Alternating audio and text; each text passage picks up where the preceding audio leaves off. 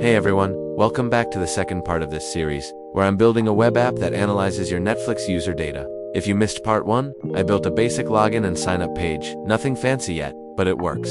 In today's video, we're going to take things a step further. First, I'll create the basic structure for the landing page, that first page you see when you visit the website, kind of like Netflix's homepage, but tailored to our app. It should explain what Statflix is, maybe show off a few screenshots, and of course, end with a big call to action button, like get started or sign up. After that, I'll go back and work on the login and sign up pages from the last video. So, let's jump into the code and start building this thing. And as always, if you have feedback or questions, drop a comment below.